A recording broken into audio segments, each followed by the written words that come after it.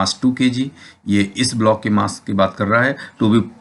To be lifted with a constant velocity by applying a force F ये वाला force है ना, down to the rope, ये एक रोप दिया गया है, रोप पे एफ फोर्स अप्लाई करके इसको खींचा जा रहा है, पासेस ओवर ए पुल्ली, इस पुल्ली के ऊपर पास हुआ है, having a friction coefficient of mu, ये वाला म्यू है ना, ये म्यू दे रखा है। तो द पुल इज रिक्वायर्ड, तो पुल रिक्वायर्ड पूछा गया है, ये यानी एफ की वैल्यू पूछी गई। तो सिंपल क्वेश्चन तो है, लेकिन इसका जो कॉन्सेप्ट है वो एलिमेंट्री फिजिक्स से थोड़ा हट के है। 11th और 12th में अगर हम जिस लेवल की फिजिक्स की बात करते हैं वहाँ पर इस टाइप के क्वेश्चन जनरली जो मार्केट में चल रहे हैं, आप बुक्स या मॉड्यूल्स या वीडियोस में इस टाइप के क्वेश्चन नहीं देखेंगे। जनरली वहाँ पर कॉपी पेस्टेड ही डिस्कस होता है। तो यहाँ पे अपन बात करते हैं।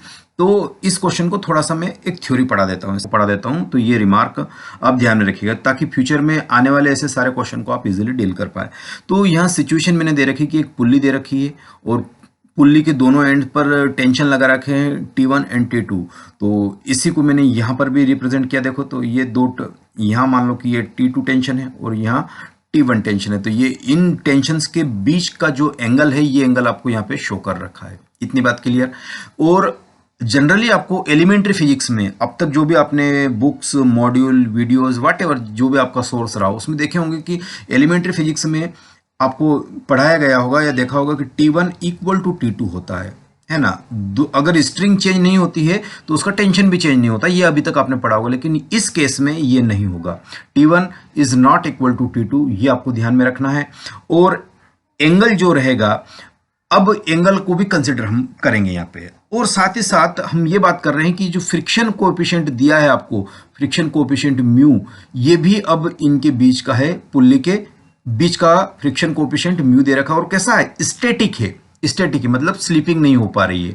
और साथ ही साथ आपके पास अब तक हम कैसा पढ़ रहे थे कि जो रस्सी है या पुल्ली है, ये सब कैसी है, मासलेस है।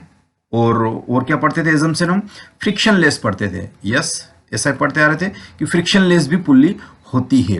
लेकिन अब आपके पास यहाँ देखेंगे फ्रिक्शन पुल्ली, जो इनके बीच का फ्रिक्शन है वो फ्रिक्शन लेस नहीं है ना, ये वाला कंसिडरेशन नहीं। यहाँ पे फ्रिक्शन कुछ ना कुछ एग्जिस्ट कर रहा है और वो भी कैसा कर रहा है, स्टैटिक कर रहा है। तो अब आपको जो एलिमेंट्री लेवल पर फिजिक्स में पढ़ाया जाता है आपको, वो अब यहाँ चलने वाला नहीं है। यहाँ पे थोड़ी सी अच्छी बातें करने वाले हैं हम। तो यहाँ पे आपके सामने मैं लिखूंगा कि T2 इक्वल टू आपके पास आ जाएगा T1 E यानी एक्सपोनेंशियल की पावर म्यू टाइम्स, म्यू कैसा है, स्टैटिक है, इनटू थीटा, है ना। ये फार्मूला आपको याद रखना है, ये फार्मूला आपको याद रखना है।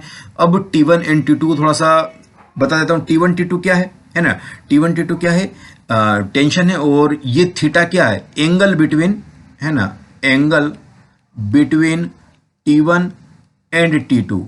और कैसा है, रेडियन में है। ये एंगल कैसा लिखेंगे आप, रेडियन में लिखेंगे, π/3 π/2 व्हाटएवर इस टाइप से। ये स्टैटिक फ्रिक्शन और T1। और T1 कौन है, T1 कौन है, ये पुलिंग साइड है ना। और ये ग्रेटर भी है। मैं यहाँ लिख देता हूँ T1 is greater than T2, so that's why T1 कैसा हुआ, पुलिंग हुआ, है ना। अगर ये T1 ग्रेटर नहीं होता तो ये क्या हो जाता, खुद पुल हो जाएगा। तो ये T1 जो यहाँ लिख रखा है ये पुलिंग एंड का है। किसका एंड है, पुलिंग एंड का, याद रहेगा पुलिंग एंड। तो ये डेफिनेटली ग्रेटर भी होगा। इसमें ये क्वांटिटी अपान में जाके इसको छोटा करेगी तब ये T2 के बराबर होगा। तो ये पुल्ड वाला एंड है, जो खिंचा रहा है, ये वाला पुल्ड वाला एंड है और ये वाला पुलिंग एंड है ना, पुलिंग एंड। तो ये ऑब्वियसली ग्रेटर होगा। इतनी थ्योरी आपके जहन में आपको याद रखनी है ना। तो इसको, है ना, साइड में या तो स्क्रीनशॉट ले लीजिए या नोट कर लीजिए। अब ये वाला क्वेश्चन तो इजीली हो जाएगा।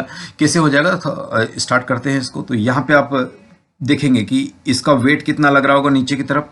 इसका वेट, इस क्वेश्चन का वेट लग रहा होगा mg लगेगा ना। और m कितना दिया है, 2 दिया है, 2 kg। तो ये 2g वेट डाउनवर्ड लग रहा है ना। और टेंशन आपका यहाँ पे मान लो कि ये 2g वेट नीचे की तरफ लग रहा है। और टेंशन इस पॉइंट से कैसे कनेक्ट होगा, अवे फ्रॉम होगा। तो यहाँ से मैं लिख सकता हूँ कि ये टेंशन अपवर्ड लगेगा। और ये वाला टेंशन, लेट से मैंने कह दिया कि आपके पास क्या हुआ, है ना, ये डेफिनेटली T2 हुआ। और ये वाला टेंशन जो आया है ये T1, क्यों, क्योंकि ये पुलिंग एंड का टेंशन है। किसका है, ये पुलिंग एंड का। तो यहाँ पे इस चीज को मैंने ऐसे असाइन कर दिया। तो अब आप देखेंगे कि पुलिंग एंड जो कि खिंचा रहा है, वो मतलब खींच रहा है, तो T1 कितना रखेंगे अपन, T2 ये आपके पास आ गया, T2 कितना है, तो यहाँ पर T2 आपके पास आ जाएगा 2G और T1 आपके पास आ जाएगा F जो कि पुल कर रहा है ना, जो कि क्या कर रहा है, पुलिंग एंड कर रहा है। और थीटा यहाँ पे कितना आएगा, थीटा यहाँ पर अगर आप देखेंगे कि ये वाला एंड है ना, तो यहाँ एंगल थीटा आपके पास ये है, तो डेफिनेटली आप यहाँ का एंगल लेंगे, इसके बीच का एंगल, तो ये एंगल कितना आ जाएगा, पाई आ जाएगा आपके पास। तो थीटा कितना आ गया, पाई आ गया। तो अब तो क्वेश्चन ही सॉल्व हो गया। T2 कौन सा है जो मुझे है ना 2G दिया गया है, तो ये 2G हो गया।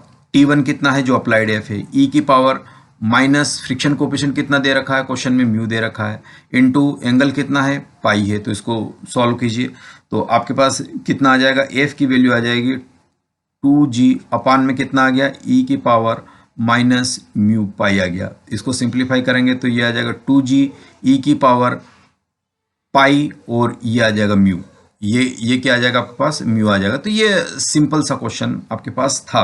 तो यही कौन सा जो पुल रिक्वायर्ड है वही ये वाला अंश कि 2G ई की पावर पाई म्यू, 2G ई की power pi mu, which option, third वाला ऑप्शन देखेंगे 2G ई की। तो ये इतना फोर्स जो फोर्स क्वेश्चन में दिया गया था रिक्वायर्ड वो ये वाला है ना। तो इस टाइप से आप ऐसे क्वेश्चंस को कर सकते हैं और ऐसे ही अच्छे क्वेश्चंस के लिए हमें फॉलो करते रहिएगा।